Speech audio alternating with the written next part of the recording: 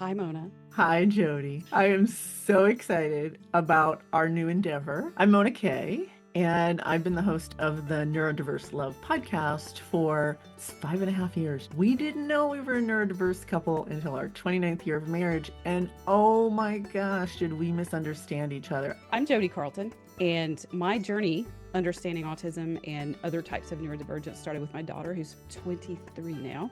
We were married for 19 years, but we had no idea that he's autistic. I'm ADHD, and our son is ADHD. Let's tell folks what we've decided to call our podcast, Yes. right? So we decided to call it Navigating Neurodiverse Love and Life. We're going to talk about neurodiverse romantic relationships, neurodiverse families, life as a neurodivergent person. We are broadcasting this show on our individual podcast platforms and YouTube channels, and you can find links to all of that in our show notes. But oh gosh, I lost my train of thought. So there's my ADHD. We'll probably do this a lot, lose our train of thought. Yeah, so people will feel seen as it happens. Yeah. Me too. Send us your questions or your topics that you want us to talk about, and we'll choose from that to drive the show, basically, because I can promise you, whatever you ask, we'll have experienced it ourselves, or we've had clients who have. So send us your questions and your comments. And don't forget to like and subscribe. So hi, Jodi. It's good to see you again for our new Hi. podcast. Yeah, and if you haven't listened to episode 1, go back and listen to it, where we talk a lot more about what the show's about, why we're doing this. But in a nutshell, we're just wanting to share about our lives and all that we've learned as working in this field for years now, and give you some behind the scenes insight into our lives and what we know, just to help you feel less alone. Yeah. And we were both in very long marriages where we didn't know that we were in neurodiverse relationships, and we didn't know about our own neurodivergence. Let's talk about that today, because I know a lot of people are in that stage of trying to figure out what the heck is going on in my marriage, and it feels, and they're desperate. They've been to multiple years or multiple therapists, years of therapy, and it's just so crazy making. So let's talk about our experience, and then we have some questions that people have submitted about it. So Mona, you were married for 30 years? 30 years, Yeah. together for 32. And now looking back, I mean, I recognize my ADHD over and over and over again, and I recognize my ex-husband's autism. And, the misunderstanding and the unintentional hurt was just, now looking back, so overwhelming for both of us. But, So what kind of one of, misunderstandings did you guys have? okay, so communication, number one, right? So whenever I was emotional, my ex-husband attempted to logicalize all my emotions. I didn't feel validated. I didn't feel heard. I didn't feel seen. I didn't feel like emotions were of value. And I actually felt wrong for So by having. logicalizing, like, can you give some examples of Yeah, what that would yeah. look like? So he would, like, if I would say, I'm really, really upset because my boss did X, Y, and Z, and he would say, well, I understand why they would do that, da da da da da da, da. And I'd be like, okay, so I'm wrong, and my emotions and my feelings are wrong. And he wasn't meaning to hurt me in any way, shape, or form. He just saw it through a very logical lens. Did And you know at the time that he wasn't meaning to hurt you? no, no. So And, it and I felt think like he was, did you wonder if he was trying to hurt you? I thought he was not being compassionate and understanding. I didn't realize he probably has alexithymia. Mm. And I Tell think people this, what that is. yeah, I think this is one of the biggest challenges I see for neurodiverse couples. So alexithymia is when you don't understand your own emotions and you don't understand your partner's or anybody else's emotions. So it makes sense that you go into logicalizing emotions because they don't make sense to you. Now, you can feel some things that are going on in your relationship or in life, but you may not be able to connect them to the root emotion. Mm. And then when you have interoception challenges, which I know was going on in my marriage too. So you might feel sweaty or your stomach might hurt, but you don't know, are you feeling turned on or are you feeling really anxious about what's happening? And so Yeah. I think both of those were going on in my marriage, So it's kind alexithymia. of like a, yeah. So it's like the information highway is Hmm. not working efficiently inside the body and the brain with Yeah. alexithymia and interoception, which is sensory processing. So those, I mean, like my daughter doesn't know when she's hungry. Her body doesn't tell Hmm. her. And she says when she eats, she still feels the same. She doesn't know when she's full. A lot of people don't know when they're thirsty or tired. Yep. And the same is true with emotions, is the body is experience, our emotions are data, like Hmm. fear and even warmth and connection. It gives us information about the situation. And if those sensors or that information, the sensors not communicating with the brain and giving you feedback, then you don't know what you're, and you don't know. And I think Right. that's one of the biggest challenges that with Hmm. alexithymia is that people don't even know they don't know that they're, Right. it's like being colorblind and not knowing you're not, that Right. you're colorblind. Right. So you experienced that in your marriage then, and that was, It's a I'm going big to use one. the word bewildering to you. It was bewildering, and I felt like I would cry and I would be upset and I would be emotional, and I felt wrong. I felt Mm, shame. I felt guilt for being so emotional. And I couldn't understand why I was so emotional and my ex-husband wasn't. mhm, But I think for me, I went on antidepressants during our separation because I was depressed because I wasn't feeling understood. And I hear this from a lot of folks. I was also anxious because I thought I was over emotional. But the fact of the matter was, I feel my emotions deeply. I understand mm, when somebody else is emotional, and I'm going to question, what do you need? How can I help? What are you going through? And I think that was difficult for my mm. ex. And I think it's difficult. I've had a lot of partners who are autistic. And Or now not just difficult, but like almost like a missing software. It's yes, like it wasn't even yes, there. Yeah. yes, yeah. So what about you? I mean, was that something that you experienced or you You see a lot know, of? we did not, alexithymia was not an issue for my ex-husband or me, but there's so many layers in our marriage that, good Lord, I look back and I'm like, no wonder this was so complicated because, as I shared in the first episode, I came out of a childhood with a narcissistic father and an autistic mother. Didn't know any of it about any of them. And so I went toward what I knew. And so there were so many really toxic dynamics early on in my marriage. And I didn't know that those weren't just part of being married. I Mm, thought that some of the toxicity, when I talk about that, it's just the being being dismissed, being invalidated. And my ex-husband oftentimes, it's interesting. He swung between, I was kind of a special interest, or you know what? It wasn't me. He was very interested in his own romance, his own courtship of me. So mm, he really courted me in a way that was very romantic. And I felt, looking back, I don't think it was a narcissistic love bomb because I don't think he's the grandiose narcissist in that way. It's more, he has more covert type traits hmm because he's very, very insecure and cannot tolerate self-reflection. mm, But that's another conversation. But um, he was so romantic. We met in college. I was 18. He was 21. He was older. He was in ROTC cadet. I've always been a sucker for men in uniform, um, and he was it. And um, he hadn't dated much at all, which I now know was related to his autism. I mean, now I know he was very popular in high school. He went to a really, really small high school, and he was very popular, very athletic.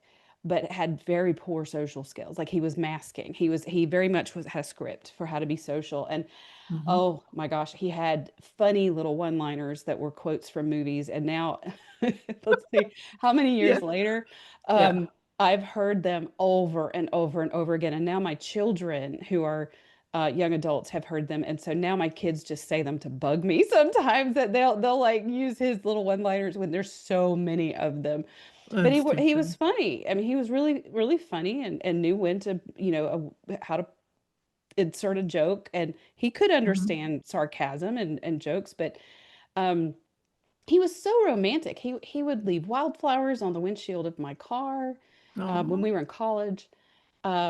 I remember he sent me a Valentine when we had postal boxes in college. They don't even have them anymore.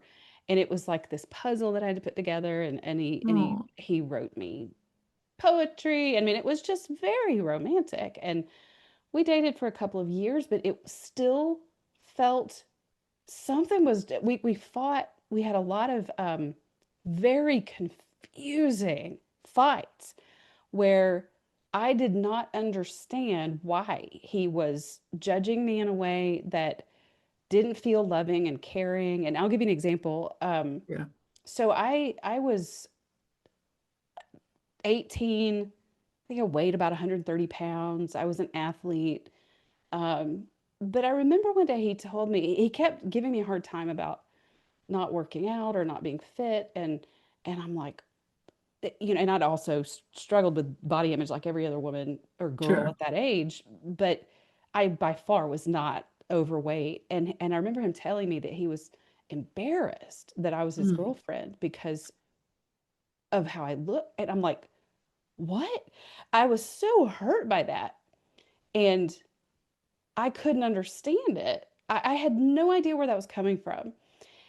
And years later, I now understand that exercising is a special interest for him. He is an absolute obsessive um, exerciser. Like he works out. He gets up at 4 a.m., 5 a.m. every day, Okay. works out. It became a huge point of contention in our marriage over time. But what he meant, this is the translation, was you, for him, you don't, he actually said this to me one time. He said, "You're not earning it." And I'm like, "What?" Mm. I'm like, "What do you mean?" And he's like, "You're not working out. You're not, you don't run, you don't exercise." I did not exercise at that time. And there's actually a physiological reason for that that has to do with my stretchy body that I've learned about. That's another side tangent. But to him, it didn't count. How you looked didn't count if you weren't putting In the active work. yes. And that was a very Interesting. autistic script for him. And so he was judging me and had no idea the impact it was having on me and the hurt that I Hmm. felt from that. And maybe didn't care. And Yeah. that's the other piece that over time I started that was so baffling, that I have seen narcissistic traits in him through the years where he he would do harm to me, and I've seen it with others and even Mm. with my children now. And he just doesn't have the he doesn't have that, it's beyond compassion. He doesn't have the ability to really care that he's harming you. And I want to just make the distinction here today that that in and of itself is not an autistic trait No, at all. no, Uh, no. that And I one never is into felt that. something else. Yeah, I never felt that in my marriage. In fact, I thought oftentimes that my ex-husband was really hoping to understand my pain and what I was feeling emotionally. It just wasn't registering a lot of the time. And, I have to say, Jody, a lot of us who are in neurodiverse relationships, we emotionally flood our partners. I Oh, was the kind of I person who did. couldn't shut up, right? Now I know, Yes. the ADHD. Yes. So when I was emotional, not only was I talking about one subject, I was talking about multiple subjects. And if Mhm. he was in the room with me, I was sharing whatever I was sharing. I didn't know how to regulate my nervous system. But the alexithymia and the interoception challenges were definitely real in my relationship. Another thing is, and you have an amazing workshop on this on communication differences. Hmm. When I would want to process my day and I would want to talk about things that were happening with people in my life, it wasn't something that was necessarily of interest or reciprocated the Hmm. way it was with my friends, right? Hmm. So he was a good listener, Hmm. but it wasn't that he had to process his day. In fact, when we separated, he said, I think one of the worst things that you asked of me was for me to process my day with you. And I'm like, Wow. wow, were we different in our Hmm. needs around communication? Yeah. Hmm. Oh, so many things. Yes, so many things. Um, the communication differences, I definitely flooded my ex-husband. I've learned that I'm hyperverbal. I recycle, I Me too. circle, I'm circular. Yes. I state it and then I come State back it and again. state it again. And I don't, it's like closing a loop for my brain. It's like I kind of have to restate it. I catch myself with my clients too. And when I start seeing them glaze over, I'm like, okay, wrap it up. Um, but he's the one that taught me to use bullet points. And I use it with my clients now, because I would flood him in conversation. But then also we learned some skills in our therapy, even though the therapy was not helping. We learned some skills and we learned that putting things in writing sometimes was better.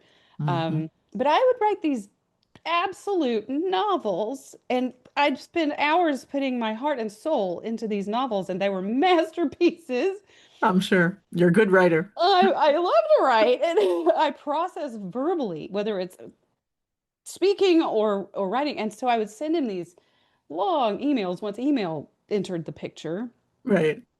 And he would say, I'm not reading that. And I would be so hurt. I was just like, Of course.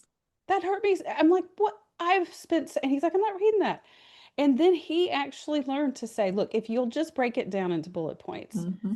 And so I learned to write out everything and then go back and put it in bullet points, and then he would read it. And so that was helpful. Yes.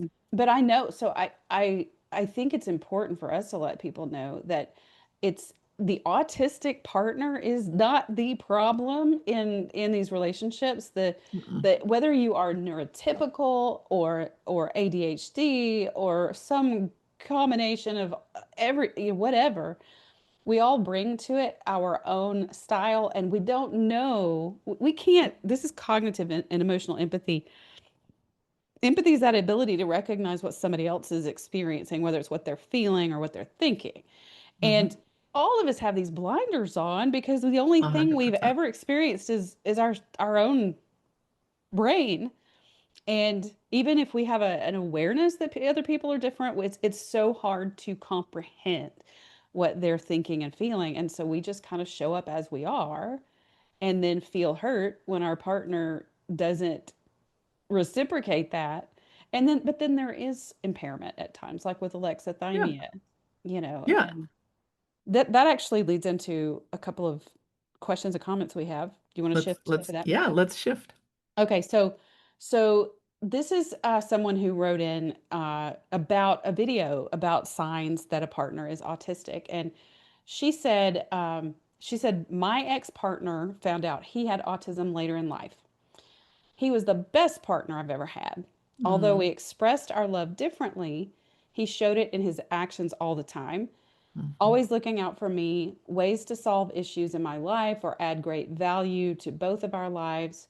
We separated due to COVID and a long distance after a long 4 months, but years later, we both expressed to one another that we are the standard we measure our future partners by.